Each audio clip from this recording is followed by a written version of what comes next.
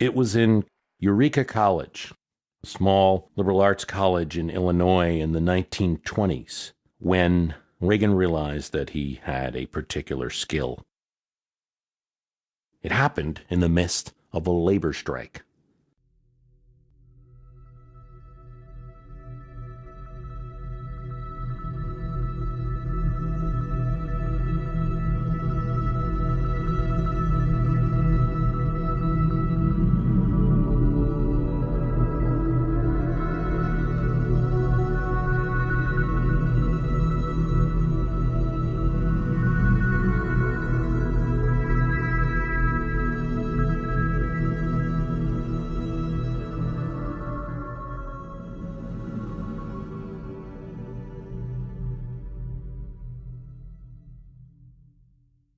The college was threatening staff cuts. The teachers were ready to walk out. The students felt that their degree, the premise of the school, the education they got, and the reputation of the education in the future would be compromised.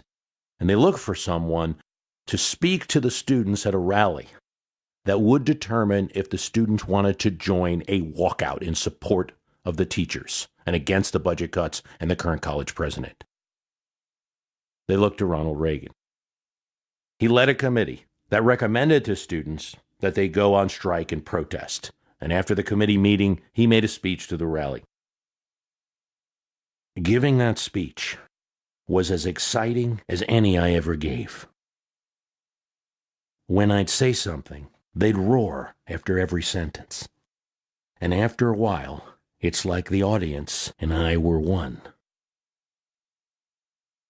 After Reagan's speech, the students overwhelmingly decided to leave their classes, to stop going to class until the budget cuts were withdrawn. Not only were those cuts withdrawn, but the president who had initiated them, the president of the college, resigned. 10 years after his speech, he'd be in Hollywood. Here is a special report from NBC News. Well, the time has come. You've seen the map. We've looked at the figures, and NBC News now makes... If you were watching TV Election Night 1980 NBC with Tom Brokaw and John Chancellor, you'd see a giant map behind them, with, even in the early going, a large amount of blue states: Texas, Illinois, Florida, New York, Pennsylvania. Another big industrial state, Brokaw says, and the numbers tell the story. Ohio comes in blue. The state of Georgia is red. Not enough for the avalanche of other southern states. Mississippi, South Carolina, North Carolina all come in blue on NBC's giant map.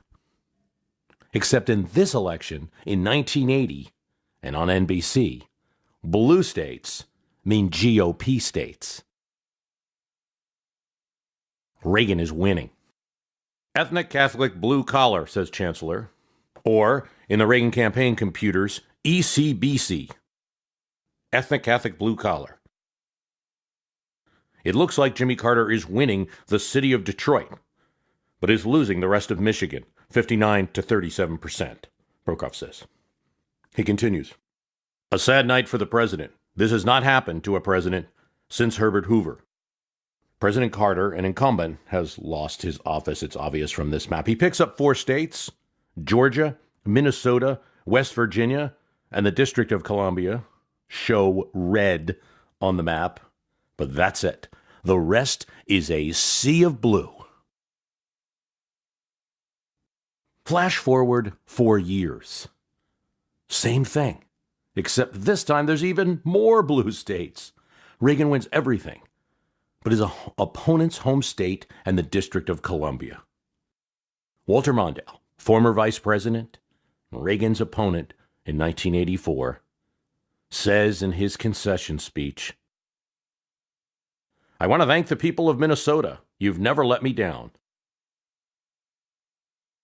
It was all that he could say, as Minnesota was the only red state on the map for the Democrats in 1984. And even that was close.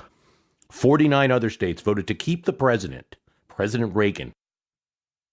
That night, I can remember My father, union member of the postal union, fairly proud Democrat, maybe voted Republican here or there, but saying, just wait for the working man's vote to come in. And this was probably around 8 o'clock or so, and my grandmother turned and said, well, Larney, I think it did. I think so many other people in my father's demographic voted for Reagan. Picked up union households, as they said, ethnic, Catholic, blue collar. Reagan turned Democratic towns into Reagan Democratic towns. Howard Dick told me on the steps of the Capitol at the time of the inaugural, he said, Mr. President, I want you to know I will be with you through thick. And I said, what about thin? He said, welcome to Washington. The point is this. Reagan was, whatever else you think, an awfully good politician. As a presidential candidate, there is no comparison to modern times. A Republican who could win New York, that hasn't happened since Reagan. He could persuade and reach outside his base. Republican as comfortable in Massachusetts as he was in South Carolina. Like no Republican president since 1988. He could play in California, where 2 terms had served as governor and had connections in the political and entertainment world. Yes, this was a president who, as a Republican, was comfortable with the Hollywood crowd. In terms of historical presidential politics, Reagan beats all of the moderns. He bests Carter, Ford, his own vice president, makes Clinton's victories look small, beats out George W. Bush and President Obama. Even in his big, historic 2008 win, leaves him in the dust. Just to show you how youthful I am, I intend to campaign in all 13 states. It is obvious now that in today's presidential politics, we rarely think of 50-state campaigns. Reagan ran one. He didn't engage in the current politics of, let's try to turn 6 to 12 swing states in order to win the election. His name was viable everywhere.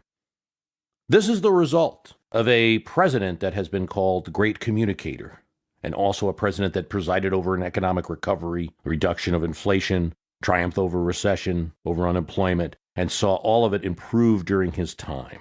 He could talk, and he could listen, and shape his message accordingly. He was an actor, one that always showed up on time and knew his lines and delivered them with gusto. Probably his most important role was as George Gipp in the movie Newt Rockne, about the famous Notre Dame coach. Reagan plays the football player George Gipp, whose dying words were, "Go out there and win one for the Gipper."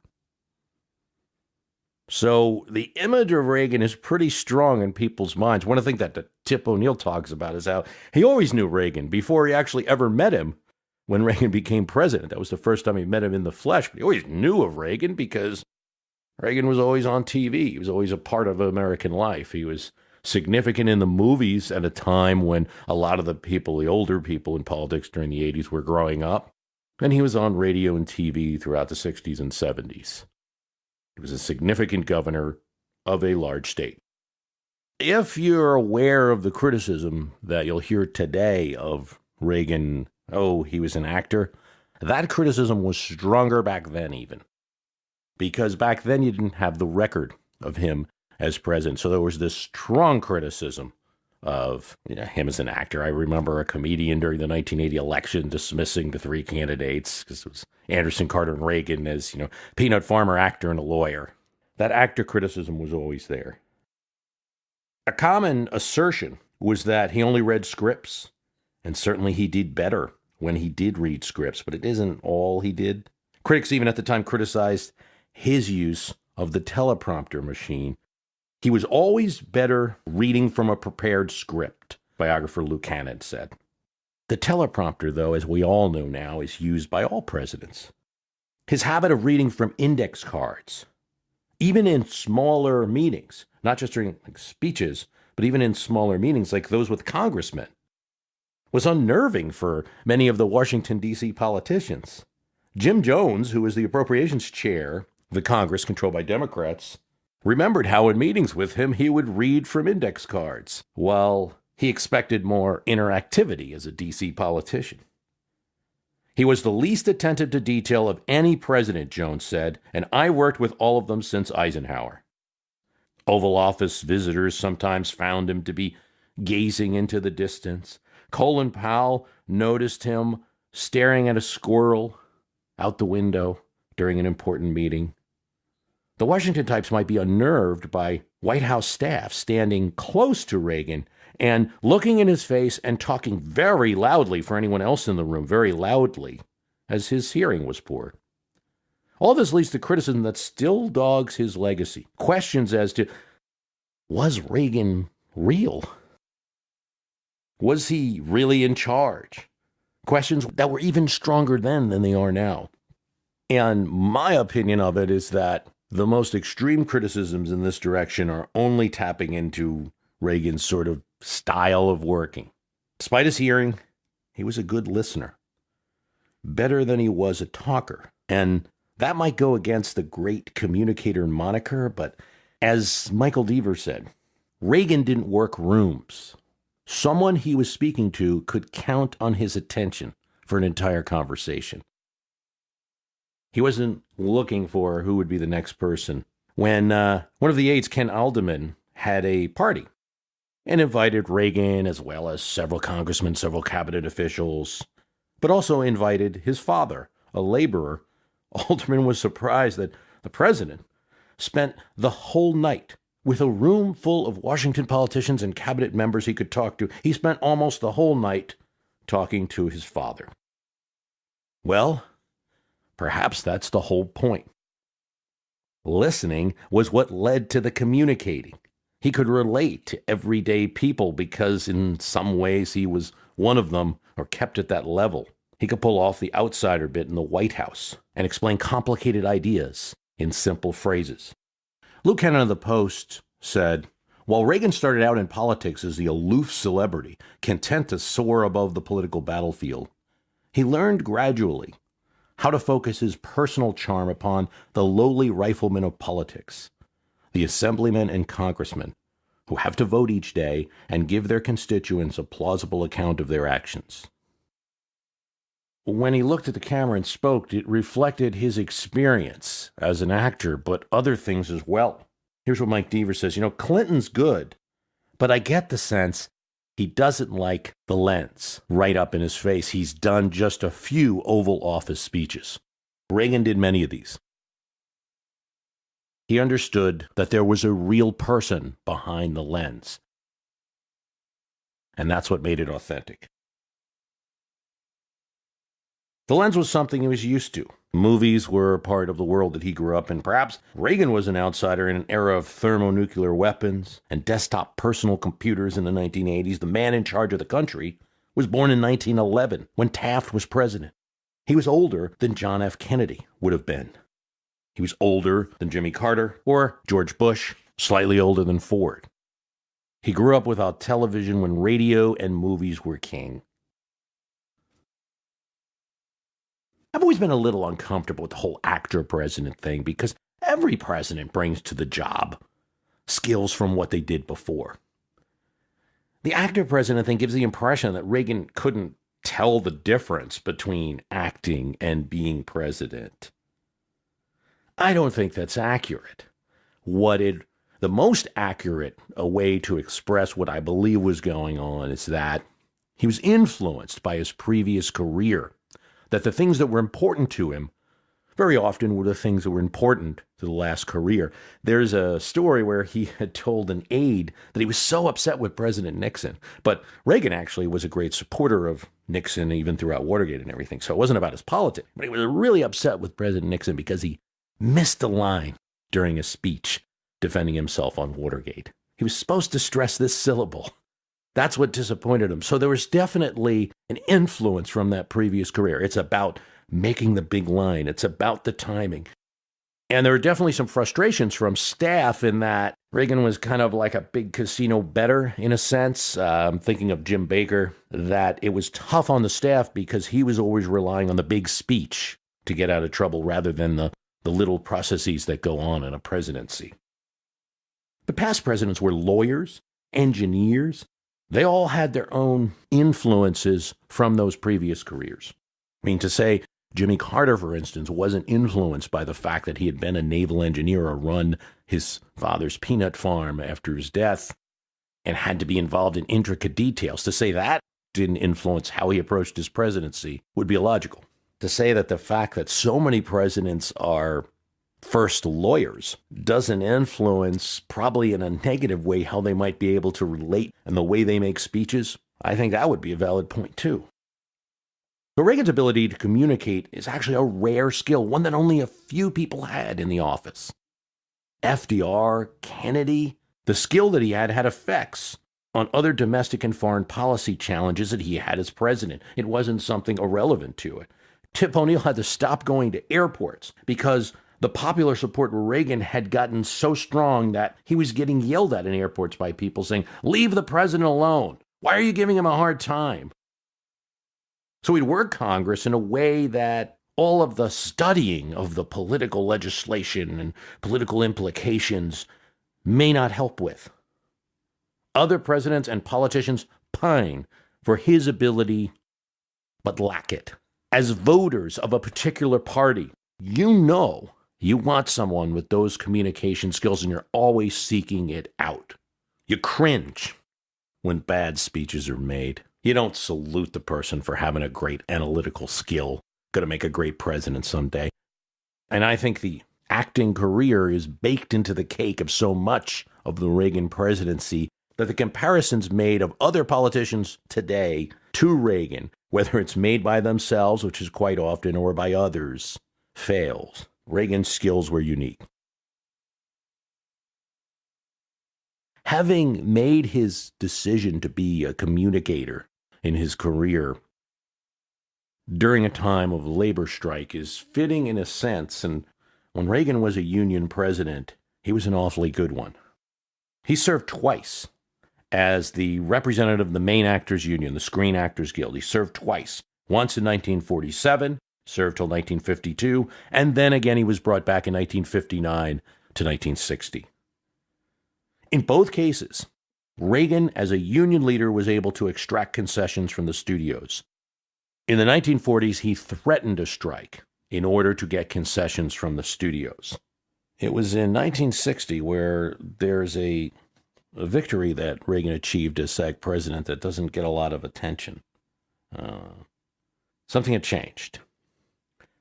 Television had grown in popularity, and while in the 1940s, during that term as SAG president, he had extracted residuals for actors in movies that were made specifically for television, but movies that were made for the theater and were being put on television to raise extra money for the studios, actors weren't getting residuals on that. By 1960, this was looking like a big problem.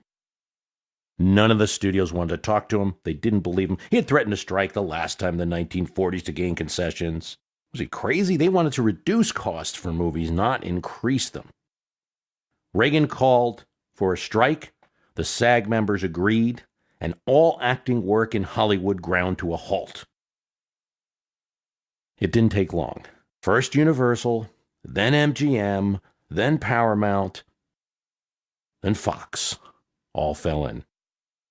Actors didn't get everything, but future movie actors would get residuals, and the studios agreed to retroactive residuals to movies made between 1948 and 1959.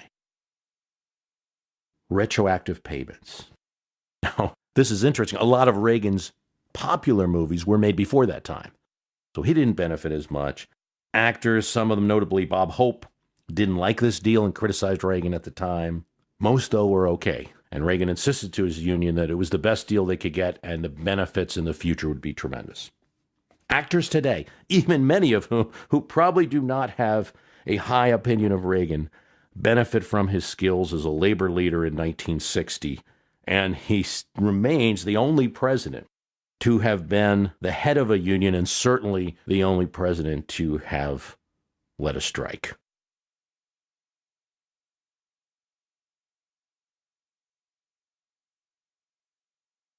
We thought he was bluffing. An air traffic controller, a member of the Professional Air Traffic Controller Organization, would be proven wrong.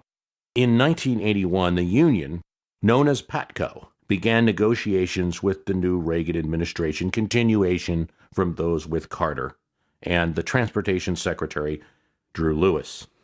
They wanted a big increase. They had a couple of things going for them. They ran the entire network of air traffic in the United States. They were skilled workers, and it was not easy to replace their skill. At minimum, 21 weeks of training were required. Their grievances, too, were understandable. They were working long hours. But something else. PATCO was one of the few unions in 1980 to back the Reagan-Bush ticket. Thus, the initial negotiations went well, and over the first series of months of the Reagan administration, Transportation Secretary Lewis offered them a generous increase, 14%, more than any other federal workers were getting. The union leaders take that to the PATCO members. They reject it. They announce plans for a strike. The PATCO president, Poley, makes some strong statements, told that there isn't any legality behind a public union striking. He says the only illegal strike is an unsuccessful one. Reagan said he would refuse to allow a strike as the workers were public safety workers, and their negotiation, instead of being between an employer and his employees, was one that was using the safety of the public as a leverage in the negotiations. Private workers, he insisted, have a right to strike. He indicated that those that joined a strike, an illegal strike, would be terminated. Some PATCO members responded to the president's threat and the appeal to public safety. PATCO Group, as a union, had among their members many military members. About 30%, few thousand, stayed on. Robert Poley held a conference. He announced that PATCO's membership had rejected the administration's $40 million offer. 95% voted no. And then said he was going back to the original union demand of close to $700 million in higher wages, cost of living differentials, 4-day work weeks, retirement at 75% of pay after 20 years. He wanted immediate raises of $10,000 for all 17,500 controllers. They cannot fly this country's planes without us, and they cannot get us to do our jobs if we are in jail or facing excessive fines. On August 3rd, Poley scheduled a strike to begin at 7 a.m. President's wake-up call was at 8 o'clock. Came downstairs. Senior staff was waiting with recommendations. Reagan had a portrait of Calvin Coolidge in the cabinet room. Now he repeated what Coolidge had once said. There's no right to strike against the public safety of anybody, anywhere, at any time. The president appeared at the Rose Garden and made his private comments more public. Let me read the solemn oath taken by each of these employees. I am not participating in any strike against the government of the United States or any agency thereof, and I will not so participate while an employee of the government of the United States or any agency thereof. It is for this reason I must tell you, those who failed to report for duty this morning, they are in violation of the law, and if they do not report for work within 48 hours, they have forfeited their job and will be terminated. In the staff room, he confided with the rest of the staff, I'm sorry, and I'm sorry for them. I certainly take no joy out of this. Public was on Reagan's side. Telephone calls, telegrams to the White House that day supported the president's stand more than 10-1. Washington Post, David Broder said, the message is getting around. Don't mess with this guy. Philadelphia Inquirer said, Ronald Reagan is a cross between John F. Kennedy and Franklin Delano Roosevelt. 13,000 controllers struck on August 3rd. That left 4,000 who either weren't in the union or decided not to strike. About 2,500 supervisors and 2,000 military controllers in airport towers. Airlines were told to cancel about half the flights. Some of them coordinated to go to the most profitable destinations. At one point, the Transportation Secretary, Drew Lewis, is worried because Reagan's going after California after his stand on the PATCO strike. And he was worried that some of Reagan's friends with private jets would try to talk him out of this. They were getting a lot of flack from businesses who relied on air travel, especially business executives who travel by air a lot, that this PATCO strike would be a problem. According to Lewis, Reagan gave him the strangest look and said, "Drew, don't worry about me. When I support someone and you're right on this strike, I'll continue to support you, and you never have to ask that question again." The airlines focused on big cities, 50% reduction in flight. The FAA began to increase its courses for new traffic controllers in its school in Oklahoma City. They used the remaining workers. There was no doubt air travel was impacted during a time of recession, not a great time for that. Those who didn't come back to work after 48 hours were indeed fired, and most of them did not get their air traffic control jobs back. One of the things that Reagan did do was eliminate a prohibition on federal employees who were fired from getting another federal job. But it wasn't until 1986 that they could even apply to be an air traffic controller again, and many did not. There were already many replacements hired at that point.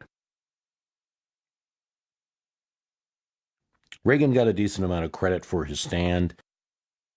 Over time, though, not everyone has been so pleased, and PATCO as an item in Reagan's legacy versus its position in the actual history of events at the time of 1981 is seen in a very different light sometimes. It's seen as Reagan declaring war on labor. Labor leaders, and some critics of Reagan now, view it as a signal to private companies at the time that they could be tough on strike workers. And there were several strikes in the 80s where companies brought in replacement workers. The connection, though, is not clear. Probably the best impact was in federal and state and municipal governments. It probably empowered some mayors to do similar things. Postal workers were reportedly ready to go on strike after PATCO did, but they decided not to. Reagan was careful to separate public unions from private.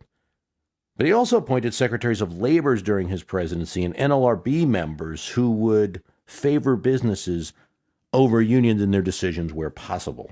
AFL-CIO head Lane Kirkland called the PATCO strike reaction a brutal overkill. But there wasn't sympathy strikes. Pilots, mechanics remained on the job, made no effort to join them. The Democrats in Congress, a few statements, but no major criticism of the action. Indeed, there's a couple of things going on here. Ted Kennedy and some of the congressional leaders, according to Transportation Secretary Lewis, calmed down a bit on the criticism. They felt that the demands of the PATCO were too extreme and the $10,000 increase too extreme. The strike had some security implications, too, that PATCO was teetering on the edge of. Reagan never brought up during the debate. Military aircraft were also subject to some of the air traffic controllers, and the strike may have jeopardized that. Wasn't brought up. Reagan said later, "I think it convinced people who might have thought otherwise that I meant what I said." And there has been a debate since then as to many commentators have said, hey, the Soviets were watching the PATCO strike, and this is what first convinced them that this guy means business. Indeed, we saw recently Governor Scott Walker of Wisconsin, while he was in a battle with his state's public unions, he had proposed legislation to remove the right of the public unions to collectively bargain. He used the example of Ronald Reagan and the PATCO strikes and said that records indicate that the Soviets were impressed by Reagan's action on PATCO, thereby justifying it. That's been debated. Certainly, there are no records of that can be found. The U.S. ambassador to the Soviet Union at the time, Jack Matlock, said that there is no evidence of that whatsoever. What you do have is some comments made by Tip O'Neill, visited the Soviet Union and said, oh, yeah, the Soviets saw that this guy means what he says because of Patco. There's a lot of speculation that has almost become evidence. In my view, it's not clear that the Soviets had any particular direct reaction to the Patco strike. The first set of Soviet leaders certainly didn't approach the Reagan administration in any different way. I tend to believe what Peggy Noonan, Reagan's speechwriter, says about it. Well, how can you say that it didn't have influence? They had eyes, they saw the event, but there doesn't seem to be any record that there was an actual impact among Soviets. Still, Patco was one of the positive events of 1981 for the Reagan administration, but events later in the year and then in 1982 would not be as favorable. On three noticeable fronts, the administration suffered. The tax cuts of 1981 did not produce immediate recovery, but rather unemployment climbed, and indeed, by the end of 1982, would reach a high of 10.8%, one of the highest unemployment rates in modern American history, only gotten near during the Great Recession in 2009, and official recessions declared in 1982. Also, support for budget cuts became minimal, dissipated. Third, and partially the fault of the first two, the budget deficit, zoom. Reagan had knocked Carter during the 1980 campaign that there might have been as much as an $82 billion federal deficit. That would be a dream for his 1983 budget, when every projection, even some of the conservative ones, estimated over $100 billion in deficit. We are really in trouble, Reagan wrote in his diary at the time. Since OMB director David Stockman's computers had projected 5% growth in all of the 1981 plans, and now there was a recession, we were, said Stockman, in a totally different ballgame. He warned Reagan in November of deficits of $400 billion between 1982 and 1984. Jim Baker said both parties lost their appetite for budget cutting on the Hill. So had a lot of cabinet officers, and in his own way, the president. Stockman tries for big cuts. So one of the things you can say about David Stockman is he really was the purist in terms of budget cuts. He wanted something big. Eliminate Head Start, eliminate farm subsidies, reduce Social Security, reduce the precious military budget. He goes in, tries to argue directly with Caspar Weinberger, the defense secretary. All these calculators and numbers, the defense secretary says he was a very unsure person. He argues for some kind of revenue increases now, maybe a gas tax to make the budget work. Reagan rejects all of this. Washington newspaper columnist Evans and Novak noted, Reagan's fighting 2/3 of his own staff now. The proposal from Democrats in Congress was simple. Eliminate, we'll let you have the 5% tax cut in 1981. We'll let you have the 10% tax cut in 1982. We want you to eliminate the third-year tax cut in 1983, that third 10%. Not in a million years, Reagan says. Treasury Secretary Don Regan was enjoying a bit more influence than he used to have in the beginning of the administration now as we reach 1982. Regan had a slightly different take on economics as the former head of Merrill Lynch than some of the true supply-siders like Stockman or his congressional ally, Jack Kemp. It was a simple idea, he said, that cutting taxes and cutting federal budgets would control economic policy.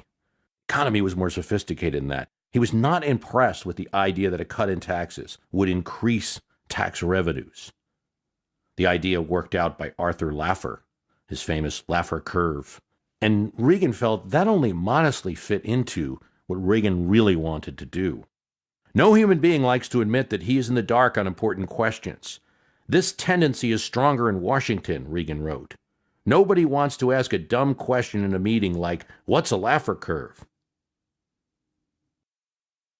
By the end of the first year, hopes that economic and social revolution could be achieved through radical cuts in federal spending had run aground. February 1982, unemployment was topping the 1980 election. Prime interest rate was at 16%. GDP was shrinking. Business organizations actually urged a tax increase to reduce the deficit to calm down fears. Now, Republicans in Congress, notably Bob Dole, finance chair of the Senate, not only urged the White House to raise taxes, but said if they didn't propose it, Congress would do it themselves. Even Stockman, his large budget cut program no longer being popular, changed his tune. I didn't put my supply side ideals away, he said, but I locked them in a box. If we couldn't make big cuts, tax increases were necessary. From Christmas through spring 1982, Reagan still held to his program, absolutely wanted the 5, 10, and 10% cuts to remain in place, and wanted to wait and see what happens with the economy. He tries to meet with the chair of the Federal Reserve, Paul Volcker. At first, Volcker refuses to meet with the president. He considers his office to be independent, doesn't want to be influenced. Eventually, a meeting is arranged.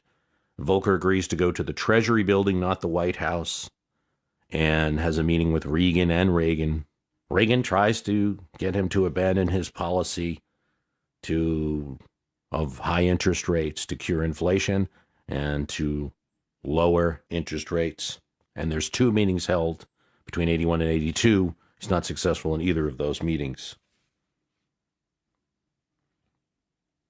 Eventually, Reagan agrees to allow Baker, Reagan, Stockman, a few others to negotiate with Capitol Hill, O'Neill, Wright, Jim Jones, other Democrats for a series of talks. They call them the Gang of 17. They meet various places, try to throw off the press. But as unemployment's increasing, something else is going on. Reagan's approval rating in December 1981 sinks to 49%, mostly because of the recession. Should be noted, many presidents operate in that level through much of their presidencies, but this isn't the same Reagan of early 81. The talks are held up by the fact that the Reagan administration wants more budget cuts than the Democrats do, and the Democrats are insisting, in order to compromise on anything regarding budget cuts, they want 2 things. They want revenue increases, tax increases, and they want that 3rd year of Reagan's 81 tax cut to be eliminated. The talks get stalemated there. Here's something significant happens. Reagan asks to speak with Speaker O'Neill directly. And Reagan goes to his office. They talk for 3 hours. During that talk, Reagan wants $100 billion in cuts. Democrats are only willing to go 36. Reagan goes down to $60 billion in cuts. Tip O'Neill won't go there. After 3 hours, Reagan offers to cut the difference between them. O'Neill's not interested. He's looking at the poll numbers. He's looking at the recession.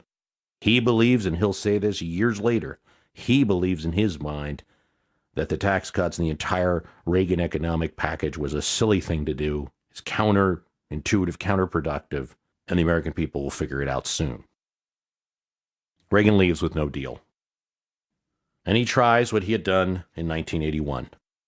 Goes on TV, shows charts and graphs showing how the Democrats' plan will lead to higher deficits in the future than his.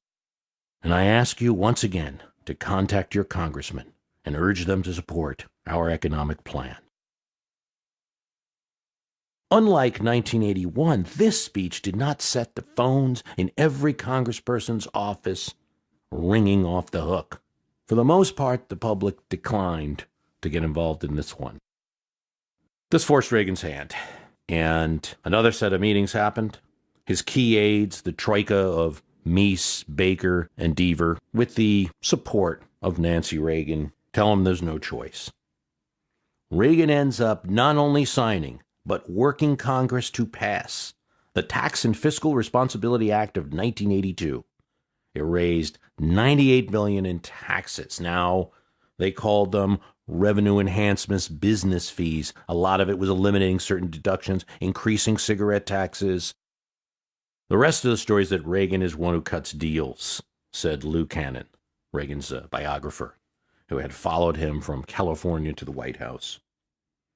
Indeed, as governor, Reagan had done a similar thing, passing one of the largest increases in the state of California's history. And Reagan, this time in an executive office, would raise taxes many times after his well-remembered 1981 income tax cut. Bruce Bartlett famously wrote in the National Review, usually a friendly place for Reagan, Reagan cut taxes every year, except for his first and last in office. He did some kind of tax raise every year. Indeed, in 1982, he raised taxes twice, once with the Tax and Fiscal Responsibility Act of 1982, and then again with a highway bill that would increase gas taxes. He'd increase, in 1983, a Social Security payroll tax, in 1984, a deficit reduction tax of $50 billion. Reagan was never afraid to raise taxes, David Brinkley wrote. Yet, that doesn't mean that he enjoyed doing it. When the Troika cornered him, Baker, Meese, and Deaver, after the failed speech, the GOP congressional feedback and everything else, all of the fiscal facts on the ground, that he needed to pass tax increases to save what he had done already. Reagan looked at them and said, "All right, goddammit, I'll do it." And with that, he slammed his eyeglasses down on the desk. Jim Baker noted later, "I thought they were going to break."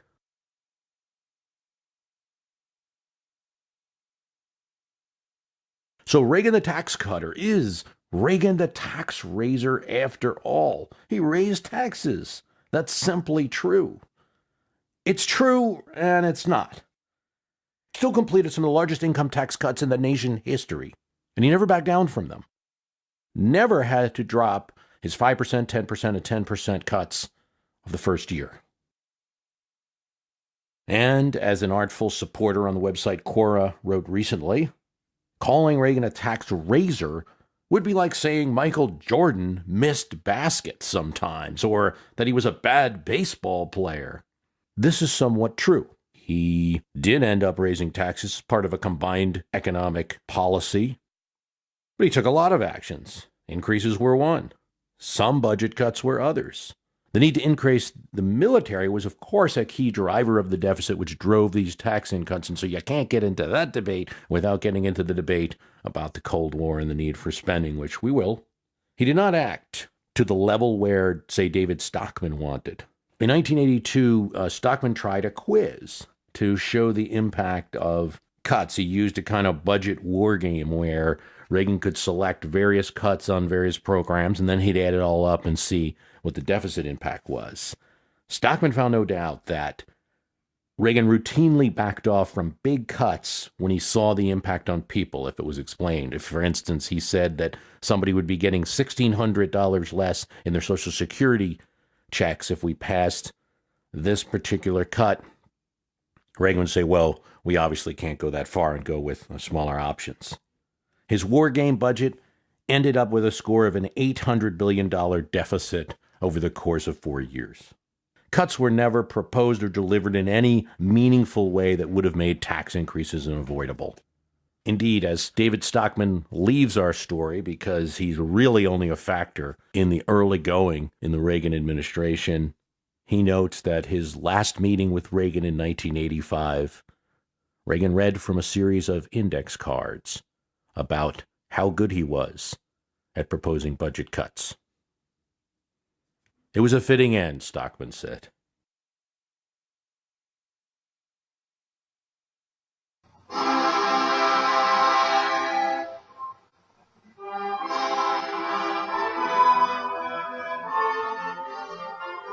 Events are starting in Poland, where there's a popular uprising against the Soviet-influenced government there. Reagan seizes the opportunity. He's going to call for revolution, at least within Eastern Europe, and he's going to be in support of eventual groups that will bring democracy to these countries. He's going to predict a future day when this will happen. The commissar in the Soviet Union who went out to one of those state collective farms, grabbed the first worker he came to, said, how are the crops? Oh, he said, the crops never have been better, just wonderful. He said, how about potatoes? Oh, he said, Comrade Commissar, If we could put the potatoes in one pile, they would reach the foot of God. And the commissar said, "This is the Soviet Union. There is no God." He said, "That's all right. There are no potatoes." A trans-Siberian pipeline that would provide oil, Soviet Union, and to European markets was financed by German, French, and Japanese banks and constructed by European companies. The pipeline project was proposed in 1978 as an export pipeline from a field in Siberia. A consortium of German banks, led by Deutsche Bank, agreed to provide billions of Deutschmarks in credits for building compressor stations. French banks got involved, and the Japan Export-Import Bank got involved as well. Numerous companies in France, in Germany, pipe layers were bought from Caterpillar. Americans decided to target it. The U.S. prevented U.S. companies from selling supplies to the Soviet for the pipeline, and it became a source of tension between Europeans and the Reagan administration. During 1981 and 1982, the U.S. sanctioned several European companies who were participating in the project and honoring contracts with the Soviet Union. The sanctions had the effect of making the pipeline more costly for the Soviet Union, though the sanctions were lifted in late 1982.